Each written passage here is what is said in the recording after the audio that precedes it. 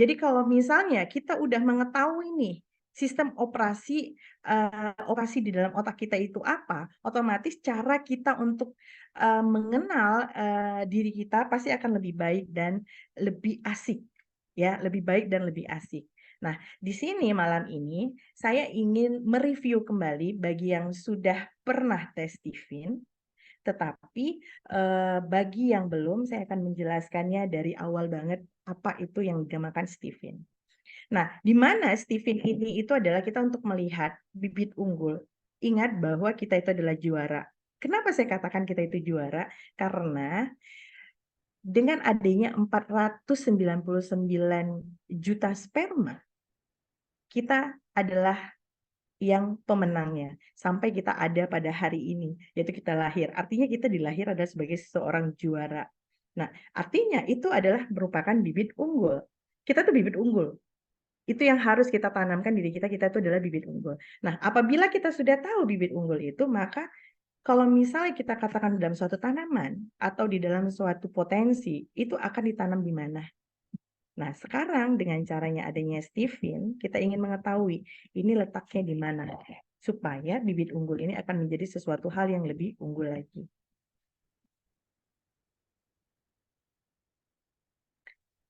Ini yang saya katakan tadi juara. Kalau misalnya kita ceritakan tentang juara, semua orang juga pasti pengen ingin juara.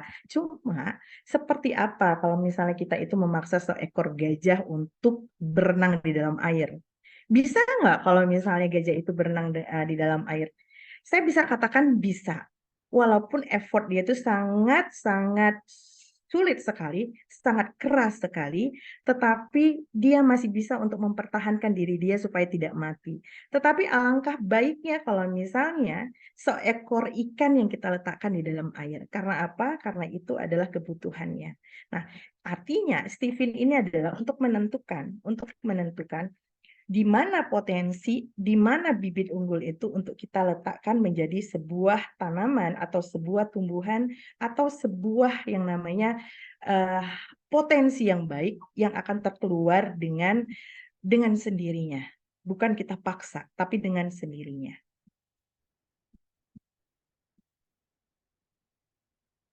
Untuk apa kita mengetahui Stephen ini? Untuk apa kita mengetahui Stephen ini? Jadinya gini, kalau misalnya kita tadi saya udah ceritakan mengenai apa itu Stephen, yaitu merupakan konsep yang digunakan untuk mengidentifikasi mesin kecerdasan manusia yang berdasarkan sistem operasi otaknya. Nah, kalau misalnya kita ceritakan, otomatis kita kenalin dulu dong genetiknya, baru kita ketahui hal-hal yang lebih spesifiknya lagi. Nah, contohnya, kalau misalnya dengan adanya misalnya kita ini udah tes Stephen nih, kita udah tes Stephen, tapi masih nggak tahu harus ngapain. Kan ada ya gitu ya, kita udah tes Stephen, tapi kita nggak tahu harus ngapain. Yang pertama sekali yang harus kita ketahui adalah kita harus ingat dan yakin dengan potensi kekuatan yang kita miliki. Terus apalagi supaya kita itu harus tahu kita harus ngapain, yaitu beraktivitas dengan enjoy dan mudah pastinya. Terus menemukan personality hack ya untuk memudahkan komunikasi kita dalam memanajemenkan emosi kita, produktivitas kita dan kebutuhan hidup kita lainnya. Nah, di dalam itu kita harus mengenali terlebih dahulu tuh, baru kita mengetahui hal-hal yang spesifiknya. Oleh karena itu, dengan adanya Stephen, kita akan mengetahui pola mengasuh dari setiap mesin kecerdasan, cara berkomunikasi dari setiap MK, dan juga cara belajarnya. Mungkin teman-teman bisa ngelihat, ini adalah strata genetik yang dimana beda genetik pasti beda potensinya. Oke, yang pertama itu adalah strata yang tertinggi itu adalah jenis kelamin. Yang dimana kalau misalnya kita ceritakan tentang jenis kelamin, itu otomatis sesuai dengan fitrahnya. Maksudnya yang dimana lelaki itu adalah lelaki, wanita itu adalah wanita. Itu dulu yang kita tekankan ya. Itu dulu yang kita tekankan, yang dimana juga otomatis ini merupakan sesuatu fitrah yang ada.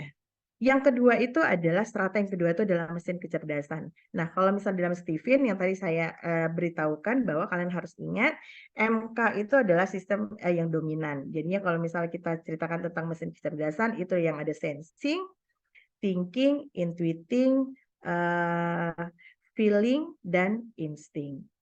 Lalu yang dimana mesin kecerdasan ini kan ada 5 tadi ya, yang dimana kalau misalnya sensing itu ada di limbik kiri, kalau thinking itu ada di neocortex kiri, kalau misalnya intuiting di korteks kanan, dan yang yang feeling itu di limbik kanan, dan insting itu yang di bagian midbrain kita.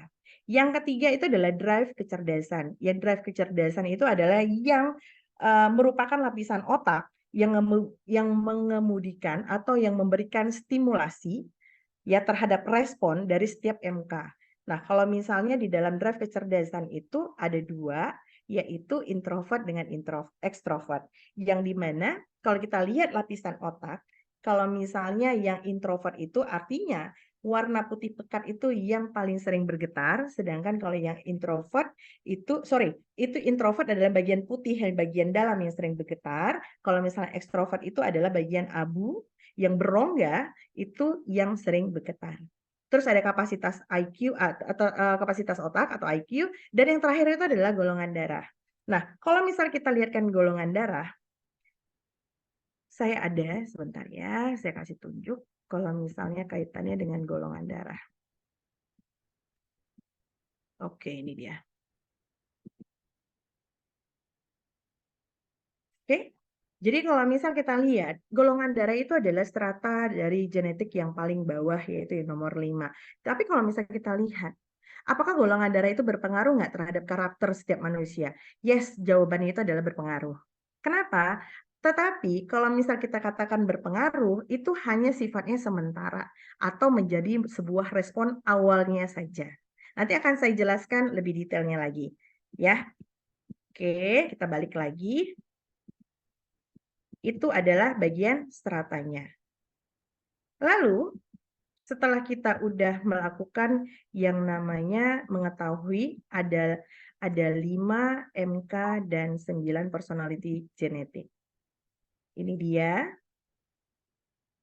Yang saya katakan tadi itu sensing yang di bagian limbik kiri bawah itu, ini adalah MK yang dimana menceritakan tentang seseorang yang dominan kecenderungannya itu di bagian kiri bawah itu adalah produksi tempat otot merah, otomatis lebih kepada dominan yang seseorang yang memorinya memorinya itu sangat tajam ya, pengingat dan juga rajin sekali. Terus kalau misalnya yang di atas, neokorteks atas, itu adalah thinking, yang dimana dominan orang thinking ini kecenderungannya itu analitis, dan juga dikatakan pandai. Bukan berarti kalau saya katakan pandai yang lain ini tidak pandai, bukan ya. Artinya dia agak lebih kalau misalnya kita mungkin 2-3 kali harus baca, tetapi sebenarnya secara alamiahnya orang thinking itu hanya sekali baca sudah paham sebenarnya. Terus yang kanan, neokorteks kanan itu adalah intuiting, yang dimana intuiting itu adalah tempat saraf-saraf untuk ide kreatif di pabriknya di situ. Nah, artinya di situ orang intuiting itu lebih kecenderungan lebih kepada yang namanya kreatif dan inovatif. Dan yang kanan, limbik kanan itu adalah feeling, yang dimana feeling itu dia lebih kepada emosi.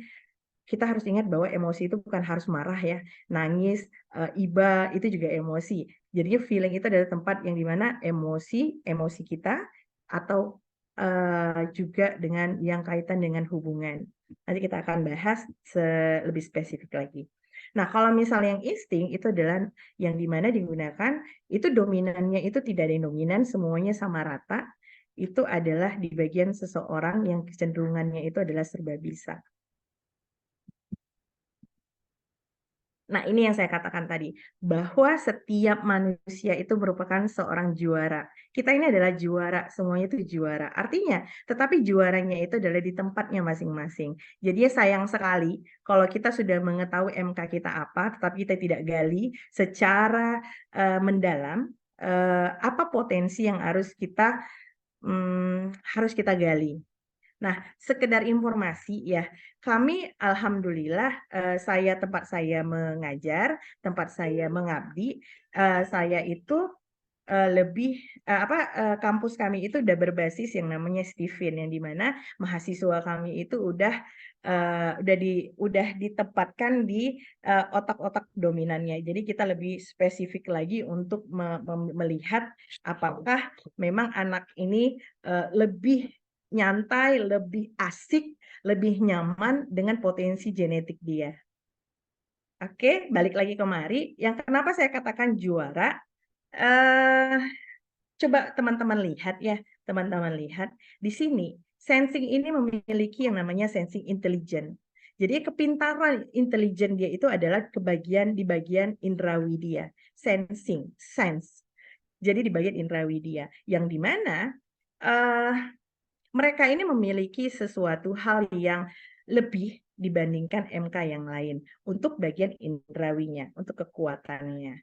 Nah, kalau thinking itu adalah dia diberikan kelebihan kecerdasan dalam berpikir. Yang tadi saya katakan bahwa kalau misalnya orang lain itu mungkin sekali, 2 kali, 3 kali untuk belajar sesuatu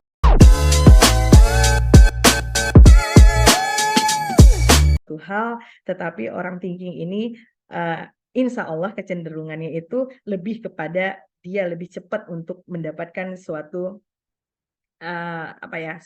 hal ilmu yang dia dapatkan. Dan di bagian thinking ini kita itu mereka ini adalah kecenderungannya itu mengandalkan pikiran yang logis, cenderung adil, objektif, dan efektif.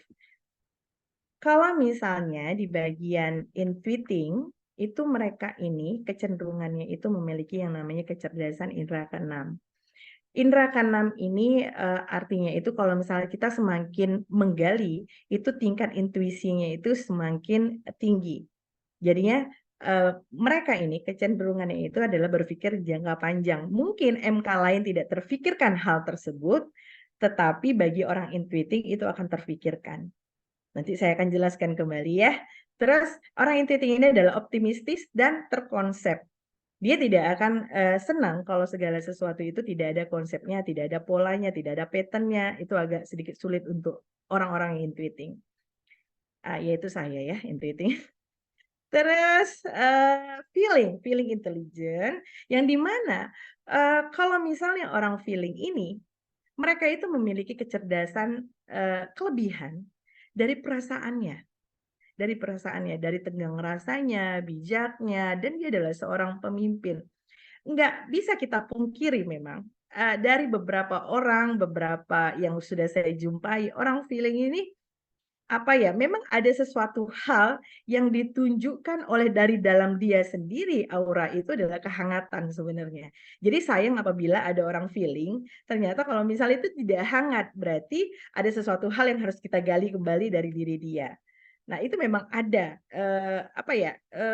dari pengalaman saya, kita kan sharing ya, sharing experience lah. Dari pengalaman saya melihat orang feeling ini sangat hangat sekali. Ya benar, sangat hangat sekali untuk apalagi kalau sudah berbicara ya, speaking, untuk public speaking. Terus yang terakhir itu adalah insting. Insting ini adalah di bagian midbrain. Mereka ini memiliki kecerdasan indera ketujuh, bukan indera keenam lagi, tetapi udah indera ketujuh. Jadi orang-orang insting ini adalah diberikan suatu kelebihan sama Allah atau sama Tuhan kita Maha Esa, bahwa mereka ini memiliki indera ketujuh yang dimana segala sesuatu yang tidak terfikirkan akan terjadi dengan apabila dia itu menggali spiritual dia dari diri dia sendiri. Dan orangnya ini kecenderungannya itu adalah spontan. Yes, spontan sekali. Dan saya juga ada banyaklah teman saya yang insting juga memang spontan. Dan juga rela berkorban karena dia ini adalah kecenderungannya cinta damai. Kalau misalnya tadi kita cerita tentang MK, sekarang kita cerita yang kata ketiga, yaitu drive. Drive atau yang menggerakkan menstimulasi diri kita. Kalau misalnya tadi saya ceritakan itu ada 2, yaitu introvert dengan extrovert. Kalau introvert itu adalah yang lapisan putih, kalau misalnya extrovert itu lapisan otak kita yang abu-abu. Nah, sumber stimulus dari seorang introvert itu adalah dari dalam keluar. dari dalam keluar, sedangkan kalau ekstrovert itu dari luar ke dalam. Jadi lebih lebih lebih apa ya saya bilang ya, lebih mudah dipengaruhi oleh lingkungan atau oleh orang-orang sekelilingnya apabila dengan orang ekstrovert. Karena rangsangan itu terjadi dari luar ke dalam. Berbeda dari orang introvert yang dia stimulusnya itu harus dari diri dia sendiri untuk diberikan keluar. Dalam falsafah hidup, introvert ini dia ini mungkin bukan mungkin sih, memang hal yang paling tepat untuk dijadikan respon atau dijadikan stimulus untuk diri dia itu adalah diancam. Bukan berarti kita tuh tidak sayang ya, bukan berarti kita tidak sayang, karena nanti saya akan cerita sedikit pengalaman saya. Diancam atau dia itu kita ceritakan anti neraka, kita nggak cerita gimana ya anti neraka. Contohnya ya kalau misalnya saya kasih contoh, misalnya saya menyuruh anak saya sholat, kebetulan anak saya yang nomor 2 itu adalah feeling introvert. Dan yang pertama itu adalah sensing extrovert. Artinya anak saya antara yang pertama dengan kedua itu memiliki perbedaan drive. Apa namanya, drive kecerdasannya itu berbeda antara yang ekstrovert dengan introvert. Kalau orang lihat, seorang sekeliling saya ngelihat, mungkin mereka berpikir bahwa saya lebih sayang dengan si abang, yaitu yang sensing extrovert. Sedangkan sama si adik enggak. Kenapa? Karena si adik ini asik kok kesannya itu kayak diancam kalau seperti itu. Bukan, bukan. Jadi kalau misal orang yang sudah memahami Stephen, orang yang sudah mempraktekkan Stephen, atau orang yang sudah mengetahui bagaimana caranya Stephen bekerja, itu akan lebih mudah untuk kita mendrive anak kita. Ya kita nggak usah cerita orang lain dulu, cerita diri kita dan anak-anak kita dulu. Itu agak lebih mudah. Jadinya agak lebih mudah untuk menggerakkannya sesuai dengan potensi dia. Contohnya misalnya saya memberikan anak saya yang Quincy ini, yang FI ini, tidak dia minta beli sepeda, tetapi dia belum bisa naik sepeda. Akhirnya, oke kita berikan dia sepeda supaya dia lebih semangat untuk naik, untuk bisa belajar sepeda. Sehari 2 hari tidak ada bergerak dari dia belajar untuk naik sepeda itu. Tetapi pada saat akhirnya saya baru ingat, oke kita gunakan yang introvert dia. Oke baik, akhirnya kami orang tua mengatakan, "Adik kalau misalnya adik sore tidak bisa naik sepeda, terpaksa sepeda itu akan kami jual. Karena untuk apa ada sepeda itu kalau tidak bisa kamu naikkan." Tidak menunggu 1 hari, hanya dalam waktu tidak lebih dari 2 jam, dia sudah lancar naik sepeda. Nah, itu adalah sesuatu hal, pengalaman yang sangat menakjubkan yang saya buktikan dari Stephen ini adalah seperti itu untuk anak saya sendiri.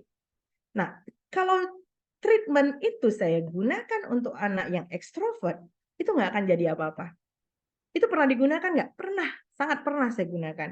Saya gunakan sama abangnya seperti itu, akhirnya dia mengatakan bahwa, "Ya udah, nggak apa-apa, silahkan." Karena tidak tertarik oleh diri dia. Dia lebih tertarik kalau misalnya diberikan suatu iming-iming.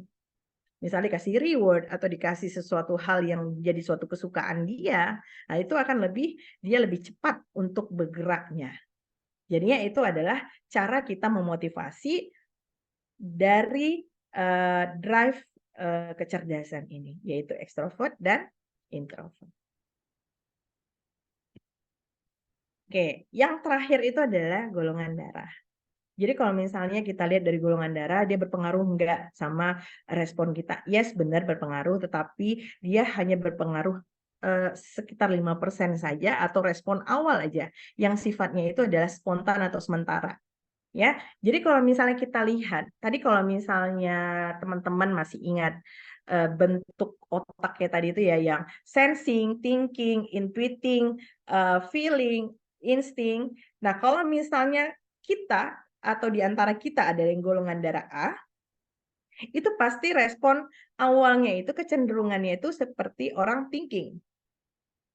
Jadinya kalau misalnya saya adalah intuiting. Oke, intuiting otak kanan atas. Dan golongan darah saya itu adalah A. A itu adalah otak, respon awalnya itu adalah orang thinking. Berarti saya pure otak atas, kan gitu ya.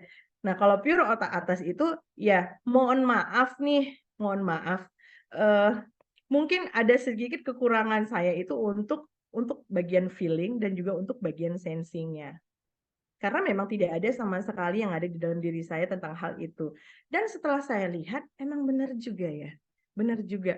Kalau saya perhatikan orang feeling gitu ya, eee, karena gini, eee, kalau misalnya respon awal kita itu adalah orang yang suka belajar dan serius. Mungkin kalau teman-teman nggak kenal sama saya, mungkin kalau ngelihat muka saya itu agak-agak rada-rada jutek kali ya.